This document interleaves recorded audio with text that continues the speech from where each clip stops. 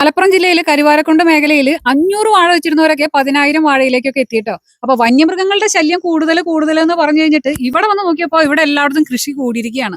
അപ്പൊ അതിന്റെ ഏറ്റവും വലിയ ഒരു നല്ല ഉത്തരമാണ് ഈ പറഞ്ഞ ഫെൻസിങ്. ഇത് എന്താണിത്? ആനയ്ക്കുള്ള ഫെൻസിങ് അല്ലേ? ആനയ്ക്കുള്ള ഇവിടുത്തെ പ്രധാന പ്രശ്നം ആനയായിരുന്നു.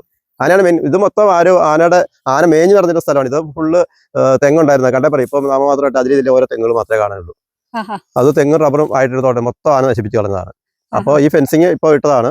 അത് ഒരു 20 അടി പൊക്കത്തിന് കമ്പി എടുത്തത്. ആ കമ്പി തന്നെ ഒരു 2-3 അടി തള്ളിട്ടുകൊണ്ട് വെൽഡ് ചെയ്ത് താഴ്ത്തിയിട്ട് അതേ കമ്പി വലിച്ചാണ് കൊടുത്തിരിക്കുന്നത്.